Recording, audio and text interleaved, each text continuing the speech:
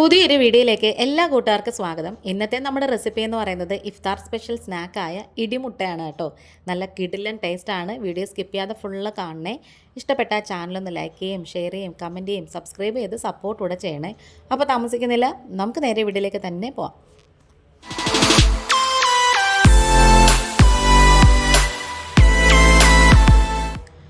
ഈ ഒരു കിഡു ഐറ്റം ഉണ്ടാക്കാൻ വേണ്ടിയിട്ട് ഞാൻ 5 മുട്ടയാണ് കേട്ടോ എടുത്തേക്കുന്നത്. ആദ്യം നമുക്ക് ഇഡ്ഡലി പാത്രത്തിൽ കുറച്ച് നല്ലെണ്ണ ഒഴിച്ചിട്ട് ഒന്ന് സ്പ്രെഡ് ചെയ്ത് കൊടുക്കാം.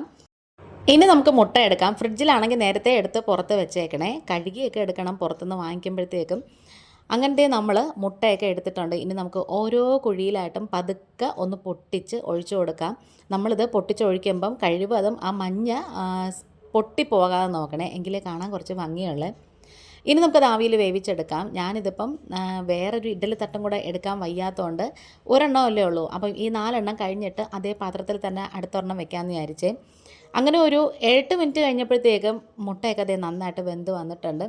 ഇനി നമുക്കത് സ്പൂണിൻ്റെ ചുവടോ അല്ലെങ്കിൽ ഒരു ഫോർക്കോ അല്ലെങ്കിൽ സ്പൂണോ എന്തെങ്കിലും കൊണ്ട് പതുക്കെ ഇങ്ങനെ ഒന്ന് ഇളക്കിയാൽ മതി. പെട്ടെന്ന് തന്നെ ഇളകി വന്നോളും. അങ്ങനത്തെ നമ്മുടെ മുട്ട ഇവിടെ റെഡി ആയിട്ടുണ്ട്. ഇനി അടുത്തതൊരെണ്ണം കൂടെ പൊട്ടിച്ചൊഴിക്കാം. അത് ഇച്ചിരി വലിയ മുട്ട ആയതുകൊണ്ട് തന്നെ അതിൻ്റെ വെള്ള പതുക്കെ അപ്പുറത്തെ കുഴിയിലോട്ടും കുറച്ച് സ്പ്രെഡായിട്ടുണ്ട്. ആ സമയം കൊണ്ട് നമുക്ക് മസാല റെഡിയാക്കാം. ഒരു നുള്ള് മഞ്ഞൾപ്പൊടി എടുത്തിട്ടുണ്ട്. അതുപോലെ തന്നെ 1 ടീസ്പൂണ് പിരിയൻ മുളകിൻ്റെ പൊടി എടുത്തിട്ടുണ്ട്. പിന്നെ എരിവിന് വേണ്ടിയിട്ട് കുറച്ച് കുരുമുളക്, ഒരു കുരുമുളകിൻ്റെ ഫ്ലേവർ ഒരുപാട് വേണ്ട, കുറച്ച് മതിയേ. പിന്നെ ഗരം മസാല വേണം, അതൊരു 1/4 ടീസ്പൂൺ മതി. ഇനി നമുക്ക് ഇതിലേക്ക് ചേർത്ത് കൊടുക്കേണ്ടത് എരിവുള്ള മുളക് പൊടി ഉണ്ടല്ലോ, അതും ഒരു 1/4 ടീസ്പൂൺ മതി.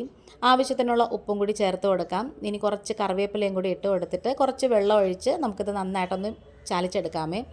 വെളിച്ചെണ്ണ ഒഴിച്ച് വേണമെങ്കിലും ചാലിക്കാം, പക്ഷേ അതിനേക്കാളും ഇതേപോലെ വെള്ളം ഒഴിച്ച് ചാലിക്കുന്നതാണ് കേട്ടോ നല്ലത്. കാരണം പെട്ടെന്ന് അതിനകത്തോട്ട് പിടിക്കും. മാത്രമല്ല നമ്മളിത് വെളിച്ചെണ്ണയിലാണ് തിരിച്ചും മറിച്ചോട്ടും മൊരിയിച്ചെടുക്കുന്നത്. അതുകൊണ്ടാണ് ഈ ഒരു കൺസിസ്റ്റൻസി ആവണം. നമുക്കിതിനകത്ത് മുട്ട ഇടുമ്പോഴത്തേക്കും ആ അരപ്പൊക്കെ നന്നായിട്ട് പിടിച്ച് കിട്ടണം. അതിന് വേണ്ടിയിട്ടാണ് പതുക്കെ നമ്മൾ ഓരോ മുട്ടയായിട്ട് എടുത്തിട്ട് അതിൻ്റെ 2 വശത്തും ഇതുപോലെ ഇങ്ങനെ നന്നായിട്ട് അരപ്പൊക്കെ ഒന്ന് പുരട്ടി കൊടുക്കണേ. അപ്പോൾ നമ്മുടെ ഈ ചാനലിൽ കുറേ നല്ല റെസിപ്പീസും വ്ളോഗ്സും ഒക്കെ അപ്ലോഡ് ചെയ്തിട്ടുണ്ട്. കാണാത്തവരുണ്ടെങ്കിൽ ഒന്ന് പോയി കണ്ടിട്ട് ഇഷ്ടപ്പെടുകയാണെങ്കിൽ നിങ്ങളുടെ ഫ്രണ്ട്സ് ആൻഡ് ഫാമിലിക്ക് ഒന്ന് ഷെയർ ചെയ്ത് കൊടുക്കണേ. മാർച്ച് ലാസ്റ്റ് ആകുമ്പോഴത്തേക്കും എൻ്റെ 1 ഇയർ ആവുകയാണ്. 1 ഇയറിന് മുമ്പ് ഞാനിത് മോണിറ്റൈസേഷൻ ക്രൈറ്റീരിയ കംപ്ലീറ്റ് ചെയ്തില്ലെങ്കിൽ പിന്നെ വാച്ച് അവറൊക്കെ കട്ടാവും. അതുകൊണ്ട് പ്ലീസ് ഒന്ന് സപ്പോർട്ട് ചെയ്യണേ. അങ്ങനെ നമ്മൾ ഫുള്ളും അരപ്പൊക്കെ പുരട്ടി വെച്ചു. ഇനി പാനിലേക്ക് കുറച്ച് വെളിച്ചെണ്ണ ഒഴിച്ച് കൊടുക്കുവാണേ. ഒരു 1.5 ടേബിൾ സ്പൂൺ വെളിച്ചെണ്ണയൊക്കെ മതി. ഒഴിച്ച് കൊടുത്തിട്ട് ഒന്ന് ചുറ്റിച്ചതിന് ശേഷം നന്നായിട്ട് ചൂടായിട്ട് വരുമ്പോഴത്തേക്ക് നമുക്ക് ഓരോ മുട്ടയായിട്ട് പെറുക്കി ഇതിലേക്ക് അങ്ങ് വെച്ച് കൊടുക്കാം. നല്ല ടേസ്റ്റാണ് കേട്ടോ ഈ ഒരു ഐറ്റത്തിന്. നല്ല ചൂടോടുകൂടി കഴിക്കണം. ഒപ്പം ഒരു കട്ടനും കൂടി ഉണ്ടെങ്കിൽ അടിപൊളിയാണ്.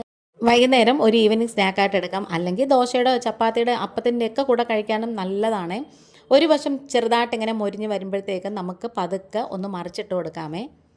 അതൊക്കെ കഴിഞ്ഞിട്ട് ഒന്നും കൂടി തിരിച്ച് മറിച്ച് വിട്ട് നമുക്ക് മൊരിയിച്ചെടുക്കണം.